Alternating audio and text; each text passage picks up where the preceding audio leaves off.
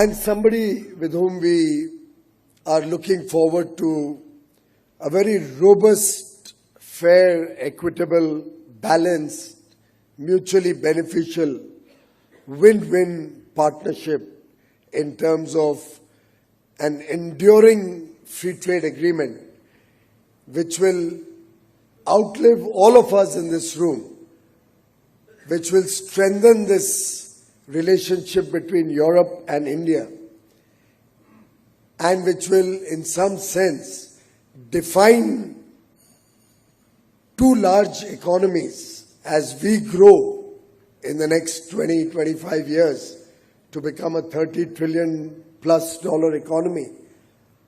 We will both be economies of significance, relevance, and contributing to each other through fair trade.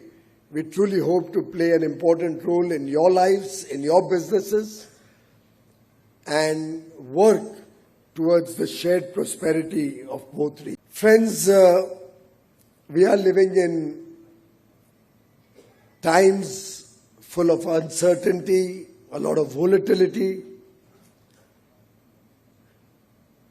But it is at such times that the true strength of a nation, of an industry, of a company, or an individual come to fore. It is these trying times that the best comes out from all of us. We've gone through COVID, the worst pandemic in 100 years. And I think when we look back,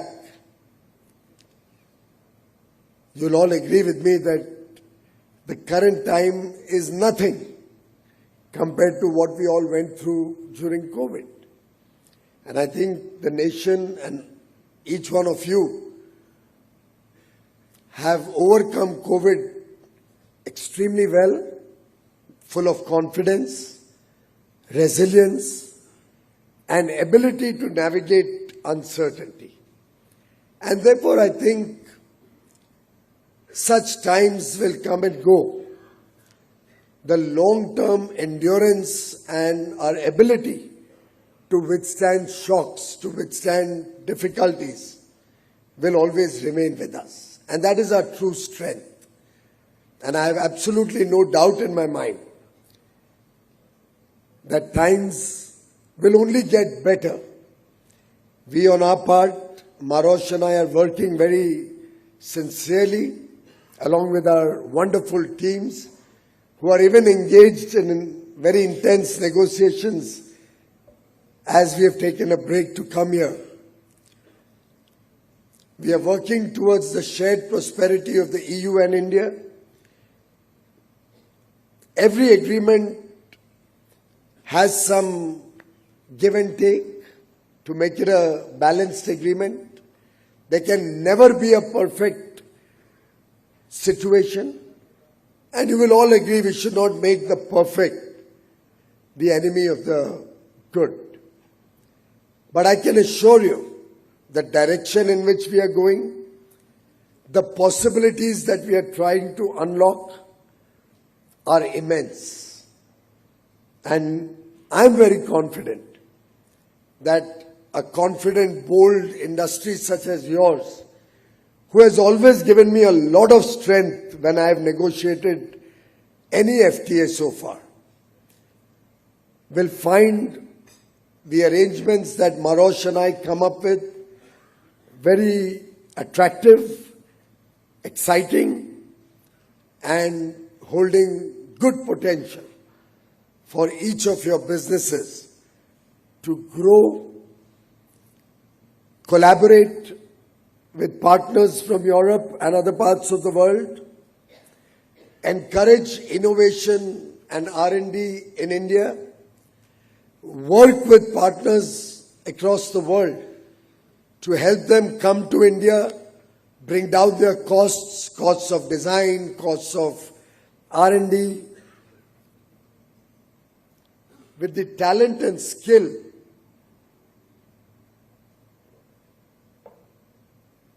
available in India, I have absolutely full confidence that any company in the world of significance, of scale, will find it very attractive to work in India, to have manufacturing facilities in India, and as the Honorable Prime Minister had said, the auto industry has been the torchbearer of the Make in India program.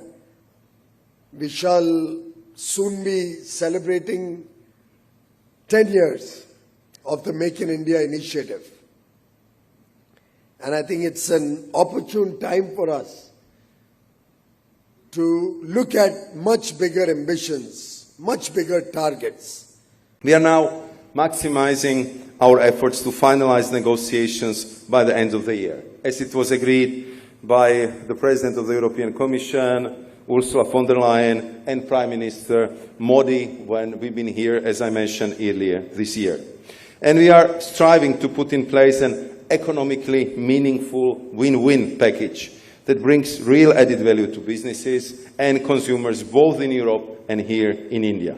Because this would enable us to work together in the areas where cooperation will bring additional value and where it definitely makes sense. This would also provide you, the car manufacturing industry, with the ability to create a future where innovation and sustainability drive the progress.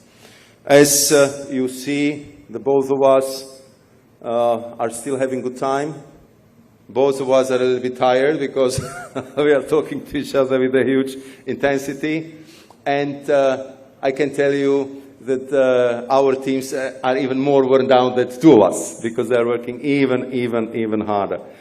But I have to say that despite of all intensive work, as always, Piyush is a fantastic host who likes to organize the small events like this. And, and therefore, we always have a big pleasure to come to India. And I believe that seeing the goodwill, political courage, and the constructive attitudes to our negotiations, that we will meet our deadline.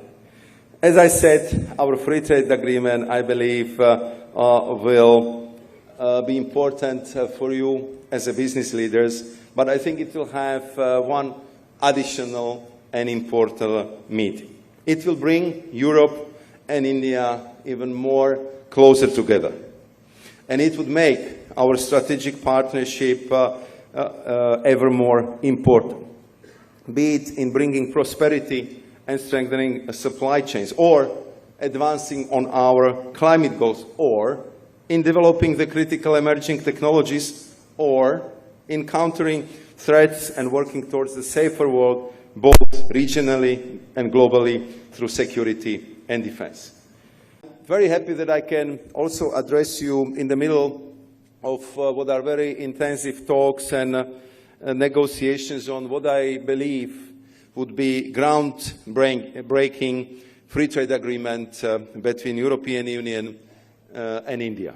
And we've been negotiating this for quite some time, but I can tell you that it never got to such a momentum as we have right now between Minister Goyal and myself, and of course having the strong political support from both leaders, Prime Minister Modi and President of the European Commission, Ursula von der Leyen. This is already my second visit to India this year because we've been here.